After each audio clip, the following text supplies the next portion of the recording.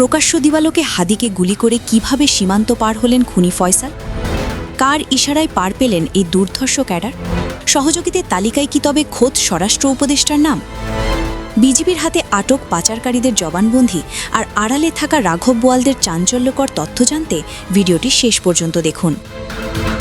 হরিশ ওসমান হাদিকে গুলি করার পর ফয়সাল করিম মাসুদ ওরফে দাউদ খানের প্রথম লক্ষ্য ছিল দেশত্যাগ। বিজিবি সূত্রে জানা গেছে, ফয়সালকে সীমান্ত পার করতে সহায়তা করেছে একটি পেশাদার পাচারকারী চক্র। ইতিমধ্যে border guard Bangladesh BGB Philips নামের দুই সহযোগী বেঞ্জামিন শিলা এবং শিশুকে আটক করেছে। তারা স্বীকার করেছে অত্যন্ত গোপনে এবং ঝোপঝাড়ের আড়ালে সুপরিকল্পিতভাবে ফয়সালকে ভারতীয় সীমান্তের ওপারে পৌঁছে দেওয়া হয়েছে। প্রশ্ন উঠছে, দেশজুড়ে রেড অ্যালার্ট থাকা সত্ত্বেও একজন চিহ্নিত খুনি কিভাবে সবার নজর এড়িয়ে বর্ডার পার হতে পারল? বর্তমান সময়ে সবচেয়ে আলোচিত এবং বিতর্কিত প্রশ্নটি হল, ফয়সালের পলায়নে কি প্রশাসনের কারো মদত ছিল? সামাজিক যোগাযোগ মাধ্যম এবং বিভিন্ন মহলে একটি দাবি জোরালো হচ্ছে যে ফয়সালকে নিরাপদে পার করে দিতে স্বরাষ্ট্র উপদেষ্টা জাহাঙ্গীর আলমের পরোক্ষ সহযোগিতা ছিল।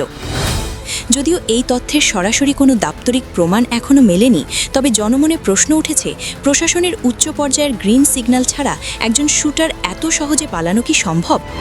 গোয়েন্দা তথ্যের বরাত দিয়ে অনেকে বলছেন, এই কিলিং মিশনের সাথে গভীর কোনো রাজনৈতিক সমঝোতা থাকতে পারে। ফয়সালের পালানোর পথ মসৃণ করতে কাজ করেছে তার পুরো পরিবার।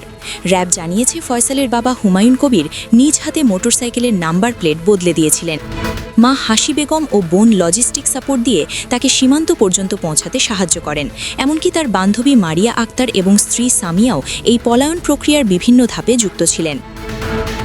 অর্থাৎ এটি কেবল ফয়সালের একার সিদ্ধান্ত ছিল না, বরং একটি পারিবারিক এবং সাংগঠনিক ছক ছিল। তদন্তকারীরা বলছেন, এই হামলার পেছনে রয়েছে কোটি টাকার মেগা প্রজেক্ট। মোহাম্মদপুরের এক সাবেক কাউন্সিলরের নাম উঠে এসেছে এই মিশনের মূল অর্থদাতা হিসেবে। ধারণা করা হচ্ছে, ভারত থেকে আসা হুকুম বাস্তবায়ন করতে এই কাউন্সিলর বিপুল অঙ্কের অর্থ বিনিয়োগ করেছেন। ফয়সালের বাসা থেকে উদ্ধার হওয়া কোটি টাকার চেক এবং 15টি চেক বই এই বিশাল আর্থিক লেনদেনের প্রমাণ দিচ্ছে। এই প্রজেক্টের লক্ষ্য ছিল কেবল হাদি নয়, বরং জুলাই অভ্যুত্থানের সামনের সারির অন্তত 10 জন নেতাকে সরিয়ে দেওয়া। ঘাতকরা যখন সীমান্তের ওপারে নিরাপদ আশ্রয়, তখন হাদি জীবন মৃত্যুর সন্ধিকর্ণে। সিঙ্গাপুর জেনারেল হাসপাতাল জানিয়েছে, হাদির অবস্থা এখনও স্থিতিশীল নয়। তার মস্তিষ্কের ইডিমা বা ফোলা কমছে না। ব্রিটেনের বার্মিংহ্যামের কুইন এলিজাবেথ হাসপাতাল তাকে নেওয়ার জন্য চিঠি পাঠালেও সিঙ্গাপুরের চিকিৎসকেরা এখনও দীর্ঘ ফ্লাইটের সবুজ সংকেত দেননি। পুরো দেশ এখন এক অকুতভয় যোদ্ধার ফেরার অপেক্ষায় প্রহর গুনছে। ফয়সাল করিম মাসুদের ভারতে পালিয়ে যাওয়া কি শুধুই গোয়েন্দা ব্যর্থতা, নাকি এর পেছনে প্রশাসনের কোনো বড় হাত রয়েছে? আপনাদের কি মনে হয়, স্বরাষ্ট্র উপদেষ্টাকে নিয়ে ওঠা এই অভিযোগের সুষ্ঠু তদন্ত হওয়া প্রয়োজন? আপনার মতামত কমেন্ট বক্সে লিখে জানান। দেশের এমন সংকটময় মুহূর্তে সত্য ও ন্যায়ের সাথে থাকতে আমাদের ভিডিওটি শেয়ার করুন এবং চ্যানেলটি সাবস্ক্রাইব করুন। ধন্যবাদ।